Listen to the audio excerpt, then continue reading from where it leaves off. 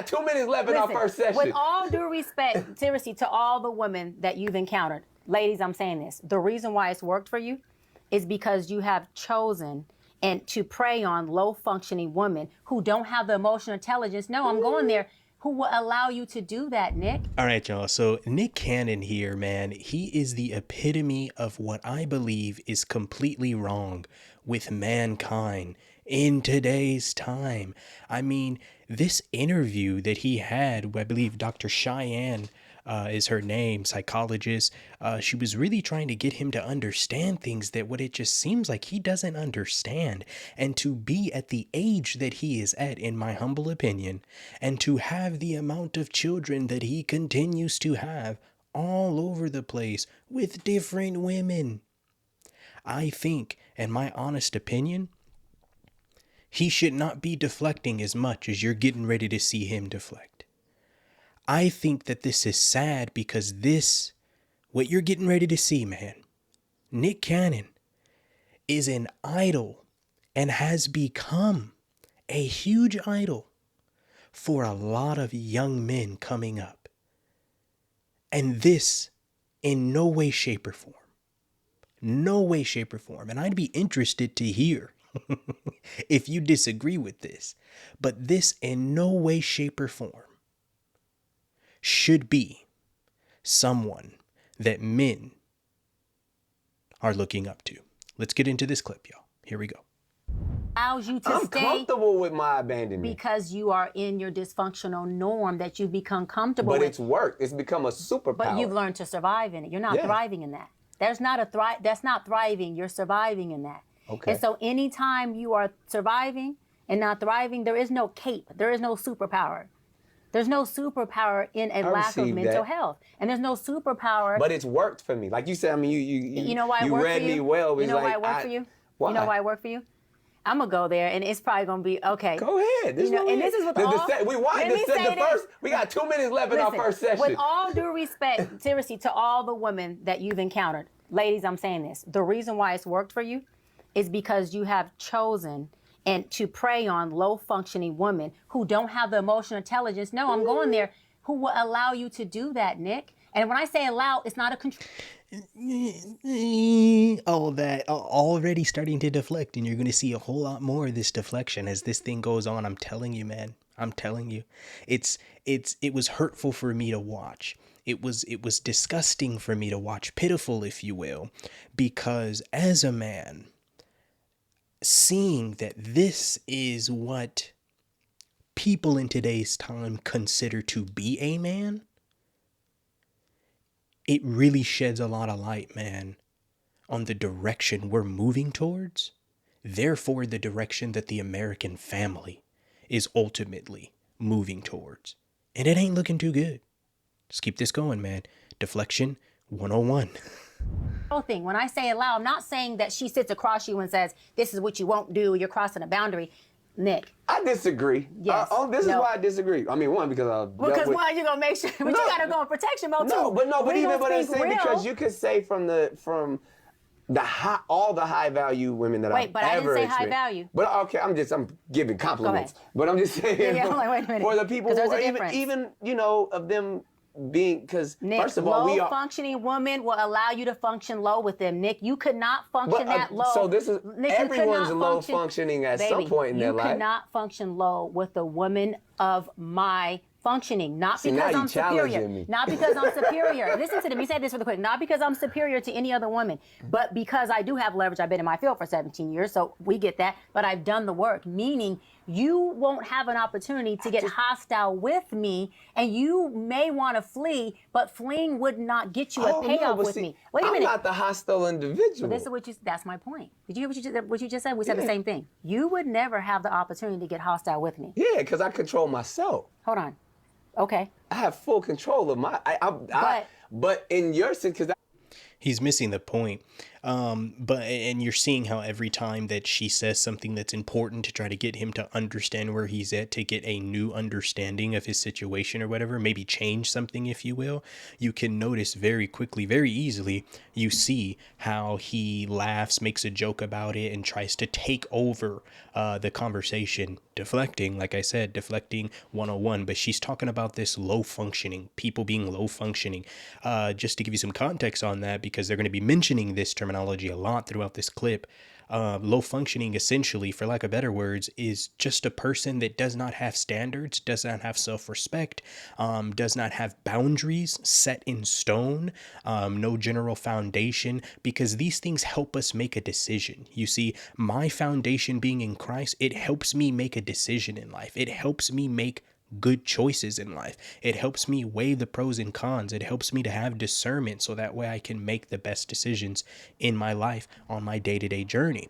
So low functioning is essentially someone who is just here and alive. You're a body. You're just a shell. I mean, you don't really have any morals for yourself. You don't, not saying that you're immoral, but you just really don't have any of those hardcore standards, those hardcore values that you really sit on, and they help you make your positive good decisions, and they prevent you from dealing with people like Nick Cannon because you have standards for yourself. So your standards aren't ever going to put you in a position where you would even entertain someone like Nick Cannon, because based off of your own morals, based off of your own ethics and your values, you can have the discernment from just looking at a gentleman like Nick Cannon and know that I need to go the complete opposite way because this gentleman here thinks opposite to what I think in regards to my moral ground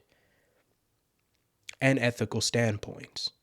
Let's keep this going, man. It only gets interesting because Dr. Cheyenne, she's really going in and really trying to get him to understand. And I think that she's using every good possible point to even get someone like him to understand.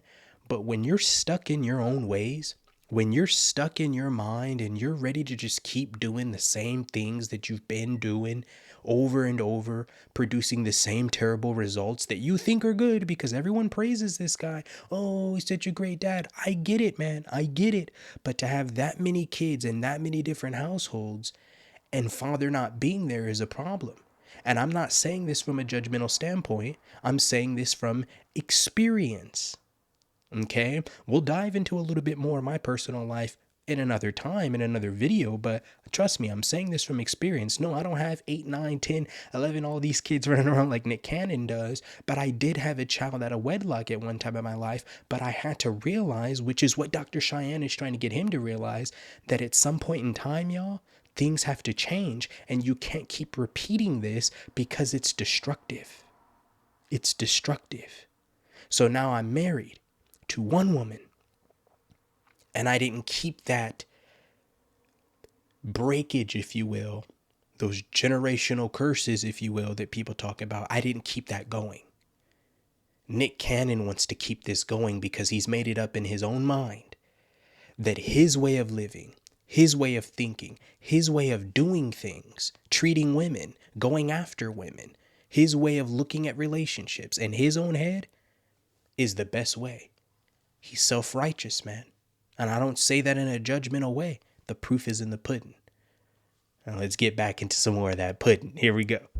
That's what I'm saying, because even only reason I say what I disagree, because at some point we've all been low functioning. Yes. And we have to accept that. Yes. So to label that is like, all right, well, at some point everybody's going to be in their low state. Everybody's going to be vulnerable. Everybody's going to feel empty. But everybody's going to yearn something. Mental health, and when it comes to relationships, the beauty of a great relationship is where I'm weak, you are strong. So therefore, I have dealt with some people that balance me and are equally yoked. And at times, have I been manipulative and prey on certain things? Yes, because I'm a man. Right. And but not all men do that. We don't want to blanket all men. I'm a man, and my perfect example, it's this negative stigma that's been placed on to men, and they just want to use that as an excuse. Like, I'm a man. I see people in active relationships. There's women who are married to men who their justification to them for looking at other women on the internet and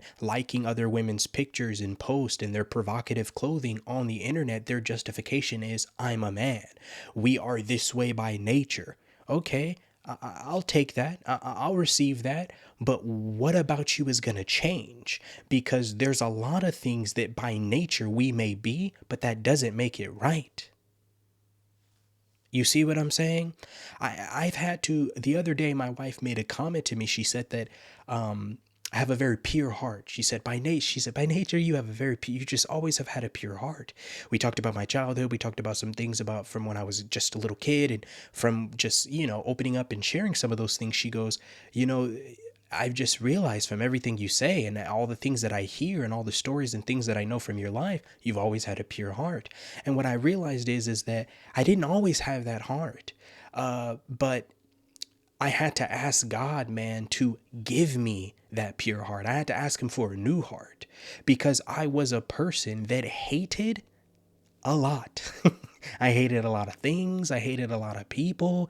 I remember I had a family member of mine who always graciously, I had an aunt. She always graciously tried to help me out, because I'm pretty sure she could see that anger inside of that little boy. And she always graciously, with loving kindness, always reminded me that, hey, nephew, we don't have to do it that way. This is a better way to do it. And that's all that Dr. Cheyenne is trying to do for Nick Cannon here is, hey, brother, we don't got to do it this way. There's another way to do it. But so many men are just staying in that justification of being a man, thinking that that is okay, but it's destructive, because that is not the true nature of a man.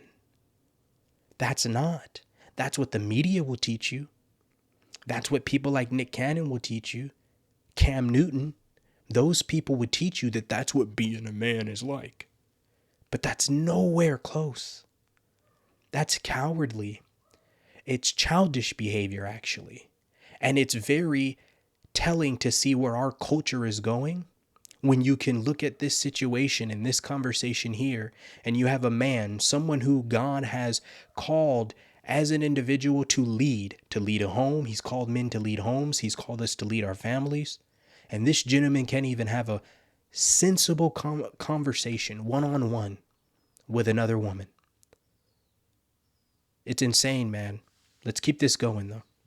All men do not pray and manipulate. Not all men. First of all humans pray and manipulate, but in a man in a relationship, not in a praying way. If I see that I can say, okay, I feel like I need this and this person has this, I'm going to do and say whatever I need to do to get that. But Nick, again, law of attraction. We attract who we are despite of who we think we are. You used the word, you said women who are equally yoked to you. Yeah. Equally yoked comes in many different facets. 100%. Balance, if anything. They have been equally yoked to your low functioning dysfunction that you have learned to survive in. Because I use my tools to because first of all, let's you're acting as if I'm entering every scenario with the full me, and we all, every time someone meets someone, you're meeting their representative. I know how to turn on the perfect man. Depending and on so the therefore person, I may have manipulated a situation, and therefore so it's to no discredit to anyone else, but I've come into every situation. I can be God-fearing, celibate, the one that you want. I can tell you everything that you want in a man and show you that. I can open the doors, lay down the cloak, send the jet, do it all to be like, oh my goodness, I've never. And then toxic Nick shows up, and you like this.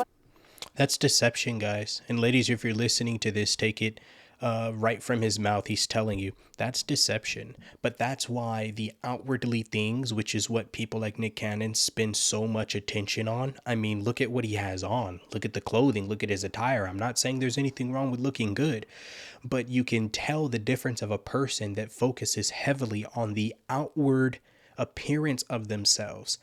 Outward appearances are nothing but deception, because when we wake up in the morning, we don't look this way. It is what it is. We have to put these things on, and he puts these things on. It's nothing wrong with looking good, but he puts a little bit extra attention towards it because he wants you to see his outward appearance.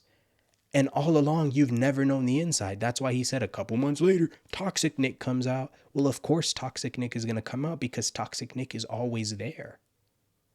But a toxic person can't come out of someone that's not there. You see what I'm saying? A little mix up there, but I'm making sense. Stay with me.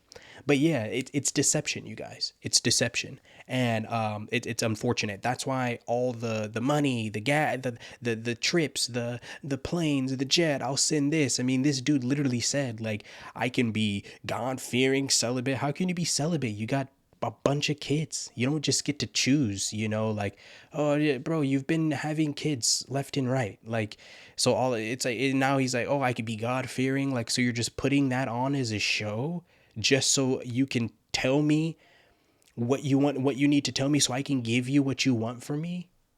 That's like, it's abuse. It's deception. That's manipulation. And as he says it as though he's very proud of it. Ladies and gentlemen, these are the men that so many women have allowed themselves to procreate with. Let's keep this going.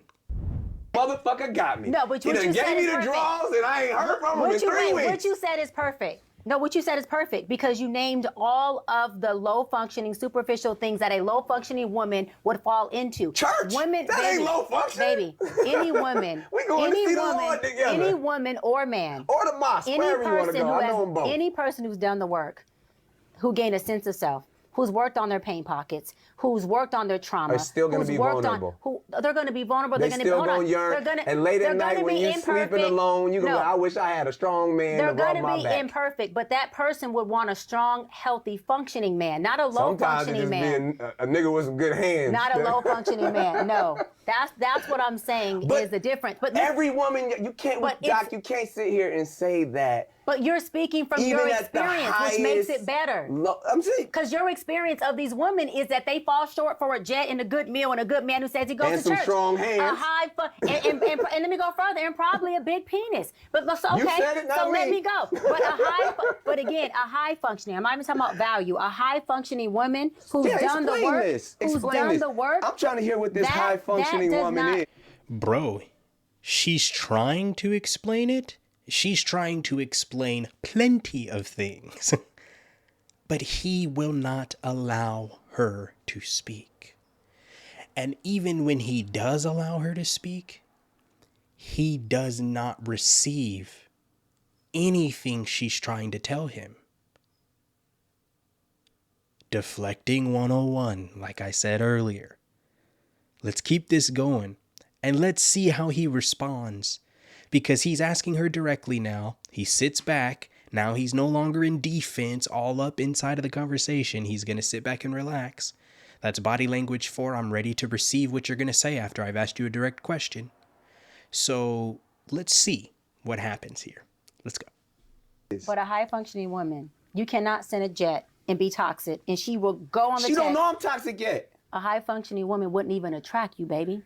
Because it's law of attraction. Stick with me. Just stick with me. Please explain this. Nick, regulate your emotions and stick with me. Regulate your emotions and stick with me. I'm trying to hear you. Listen, what is law of attraction? We attract who we are despite who we think we are. Absolutely. Think we are. Absolutely. Okay. So a high-functioning woman is not going to attract by default. By her calibration, she's not attracting a man who is not perfect. The man has got all kinds of mess. So does she. So does she. But when it comes to the level of her calibration and functioning and mental health and doing the work, she's going to attract that at which she is, that at what she leads with. So let me say this. Do I get on private jets that I pay for myself? Absolutely. Have I had a man do a wonderful, beautiful things for me? Absolutely. Have I had rocks and this and caught off weddings? Of course. But let me say this. Prior to me doing the work and being a high-functioning woman, I attracted low-functioning men. Hold on. So you're saying you're a high-functioning woman who attracted low-functioning men? No, it's not what I said. I said prior to me doing the work and becoming a high-functioning woman, my low-functioning self attracted low-functioning men. Hold on. You know why I attracted them? Because I needed low-functioning to feed low-functioning. Okay, hold on. A low-functioning man cannot feed a high-functioning woman, and a low-functioning woman can't feed a high-functioning man. And so what I'm telling you is there is no equally yoked there. If a high-functioning woman is a gallon. Okay. He still didn't want to receive it. He still wanted nothing to do with what she was saying to him. It's interesting, man. It's very interesting. I feel that she was making some good points there. I feel like she was pointing out a lot of good stuff to him, and I feel like it made sense, but ladies, watch out for this stuff. And for the men out there watching, do not take on this ideology that Nick Cannon has, that his way of living and having multiple children with so many different women and leaving all those houses without fathers. And I know we've praised the visitation of fathers. Like I said, I had a child out of wedlock before I met my wife, and I have to visit that child. And I know that our society has praised that, but make no mistake, I understand that when I decided to leave that situation when I was a little kid because I realized that I made a mistake, I understood, and I had a mentor at the time too, phenomenal man. I had a mentor who explained to me and said, hey, young man, Rob, you got to understand that by doing this, because you made a childish decision to have a child out of wedlock, let's just accept the facts. That's number one. Now, number two, you tried your best to keep the fam and do what you needed to do, and that's not going to work out. So now you want to get out. Now you want to leave. You're a kid. You got your whole life ahead of you. There's no sense in you staying in something that's obviously was a mistake, but understand that this decision that you're making is going to affect the life of your child, because, not saying it's tremendous, not saying it's going to be terrible, but we have to understand that when the father is not in the home. Now, it's one thing for the father to be completely out of their life. Now, it's a good thing. Go visit, stay in contact, speak on the phone. There's things that you can do to stay in communication, and that's still healthy. But when you're not in the home, it's just something different about the father being able to tuck the children in at night. It's something different about the father being able to be there at 2, 3, 4 o'clock in the morning when the child needs them. There's just something different. And even I can admit that as someone who has had a child out of wedlock. But so many men, like Nick Cannon, Cam Newton, they don't want to accept accountability for their situation because they don't want to believe that there's anything wrong in what they're doing. Ladies and gentlemen, to not accept accountability is a recipe for destruction in your own life, because you're just going to keep making the same mistakes over and over again, expecting different results. And what do we call that? I believe we call that insanity. And that's just something that I feel that is happening too much in the world today, especially with our men. Such an attack on men.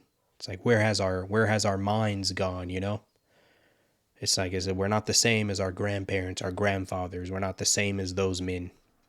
It's interesting, man. Pray for Nick Cannon. I would be humble and honest enough to say that he's a little lost in his mind here. A couple realities not being accepted to the fullest here, in my opinion. But yeah, pray for this gentleman, y'all. That's all I got for you guys. Appreciate it if you stayed all the way through. To the next one, y'all. I'm out. Don't forget to get your copy of Matters of Life by clicking the link in the description today.